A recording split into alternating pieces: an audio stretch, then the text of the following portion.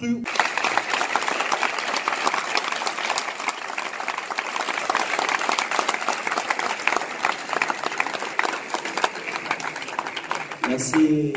à Brazza de savoir que les étudiants congolais ici à Cuba ne perçoivent point leur bourse. Ce n'est pas une phase normale, parce que lorsqu'on ne perçoit pas la bourse, on souffre, et notre souffrance atteint certains pics. Alors nous voulons commencer par l'État de Cuba. Cuba est un pays socialiste. Cela revient à dire qu'il ne nous est pas permis d'exercer aucune activité permettant de recevoir un certain fonds. Alors nous vivons par la foi, mais la foi est spirituelle. Au projet du président de la République, mais le président ainsi que le gouvernement nous ont déçus. Je crois que nous ne sommes pas ici pour mâcher les mots, alors je parle clairement. Notre bourse serait de 450 €, et c'est aussi la monnaie d'ici, après 3 mois. Mais cela fait 27 mois, les 3 générations mélangées, que nous ne percevons point la bourse. Et je crois que le gouvernement ne nous paye pas parce qu'il nous traite de lâches, parce que nous ne réagissons pas. Étant intellectuels, nous n'allons casser rien. Nous allons attaquer le gouvernement d'un point de vue intellectuel. Nous allons refléter le génotype de notre intellectualisme. Alors, il sied de dire au gouvernement que les conditions de vie ici sont très compliquées. Nous ne mangeons presque pas bien. En gros, si on se demande comment sont les facteurs génétiques, le transport est très pénible. Nous prenons des transports en commun et il y a des moments où les étudiants n'ont pas de quoi payer le transport. Et on se demande que faire. Oui, le gouvernement nous parle de l'agence UBA qui permet à ce que les étudiants perçoivent leur argent. Mais à un certain moment, on doit cesser d'être chef de gouvernement, on doit être parent de son peuple. Comment est-ce qu'un enfant qui a perdu son père et sa mère peut survivre ici à Cuba sans bourse? Ça, c'est sorcier. C'est sorcier, il faut le... Le problème n'est pas à Cuba, le problème est à Brazza. C'est un système politique. Mais nous ne sommes pas venus pour la politique. On a cru au ministre, on a cru au gouvernement. On est déçus. C'est la nationalité la plus déchue ici à Cuba. Et je bénis Dieu que je suis tombé amoureux d'une Congolaise, car les étrangères nous refusent déjà. On n'a pas de sens. Vert, jaune, rouge n'a plus de valeur. Mais on ne va pas se laisser faire. Le drapeau est en face. On va relever les couleurs.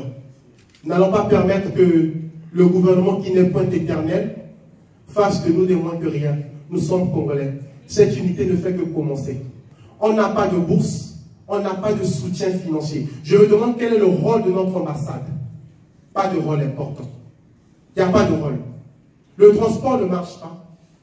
Il y a des moments, les étudiants veulent aller à l'école, ils n'ont pas de motivation. Avoir de mauvaises notes n'est pas synonyme d'être idiot. Avoir un baccalauréat C ou D est synonyme d'être intelligent. Ce qui donne le mauvais résultat ici à Cuba, c'est le manque de motivation. L'homme évolue par motivation. Et le gouvernement ne nous motive point. On ne sait rien. On ne sait même pas si on va travailler. Nous avons notre première génération, que j'appelle des éclaireurs, je les aime beaucoup. Ils sont en 5e année et ils rentrent bientôt, sans avenir. La 2e génération est en 4e année, sans avenir. Et la 3e génération pleure. Qu'allons-nous faire alors? Monsieur le Président, en fait, c'est à vous que nous parlons, avec tout le respect. Vous êtes le garant de la paix. Vous êtes le premier citoyen. Et nous voulons suivre vos pas. Le chemin d'avenir, ce n'est pas que pour le gouvernement, c'est l'avenir du Congo, alors c'est pour tout un Congolais. Mais il faut que vous puissiez agir. Non, on ne va pas le cacher, on a besoin de la bourse, c'est clair. Et on veut un paiement. Mais, tout doit se signer dès maintenant.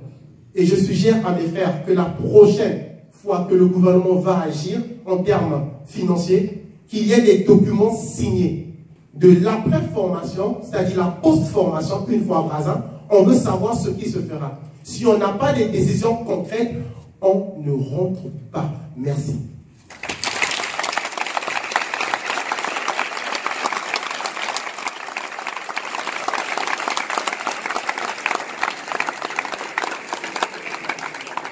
Merci. Bonsoir tout le monde. Aujourd'hui, si nous sommes réunis dans cet endroit, c'est pour réellement parler de notre situation. Pas n'importe quelle situation, mais notre situation de bourse. À ce point. je vais poser une question à M. le Président Denis Sassou Nguesso.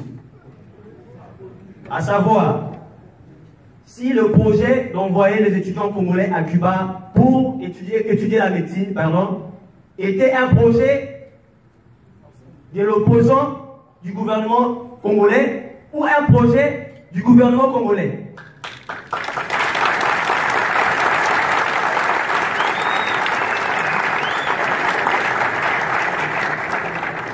Car, à ce sujet, si réellement c'était un projet du gouvernement congolais, le gouvernement congolais n'allait pas nous maltraiter jusqu'à ce point.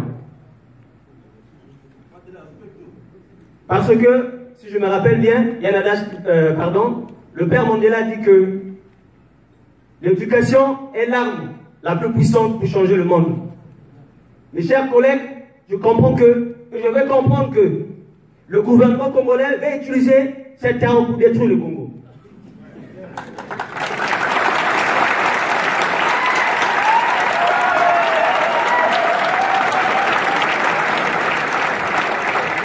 Je suis fatigué.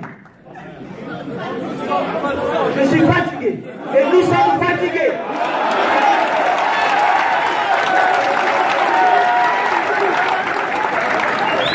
Non, mes amis. Si je dis je suis, ça veut dire que je vous ai négligé. Non. Nous sommes ensemble. Nous sommes ensemble. Monsieur le Président, nous ne sommes pas vos ennemis. Nous sommes les étudiants congolais qui ont été envoyés à Cuba pour étudier la médecine et aider notre pays dans 2 matins. Et nous avons l'impression que votre gouvernement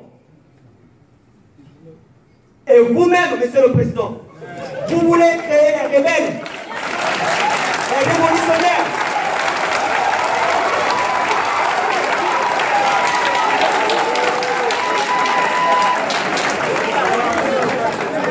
Vous voulez créer les rebelles, les médecins rebelles. Ah oui. Si dans 2 matins, chacun de nous se fait révolutionnaire,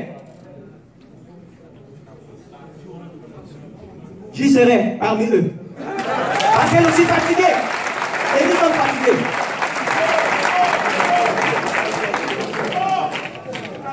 Et je pense que parmi les étudiants qui se trouvent à Cuba, il n'y a pas vos enfants ici.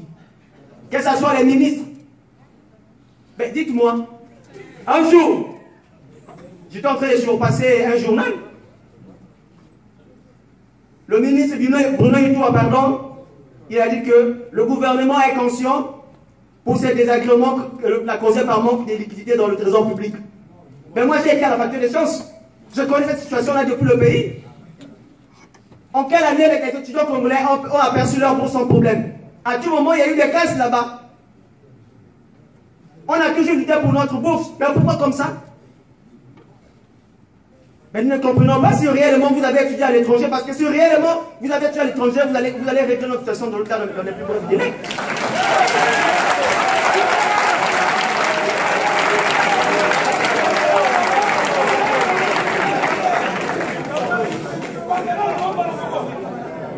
L'étudiant congolais est l'étudiant le plus démuni, le plus honteux dans le monde entier. Ah ben oui.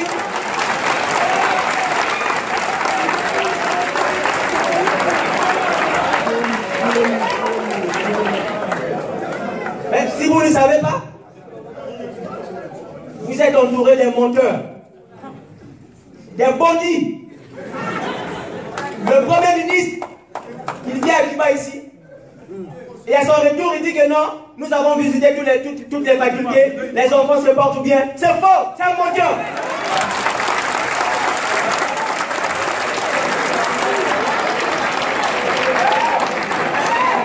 Ils n'ont eu à visiter qu'une seule faculté, qui s'appelle Elam.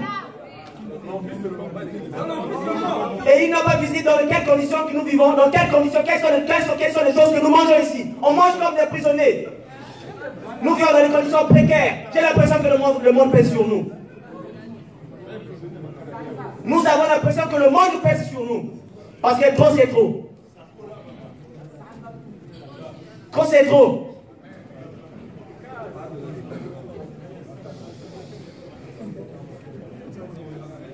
Franchement, je n'arrive pas à parler parce que ça me dépasse. Ça me dépasse.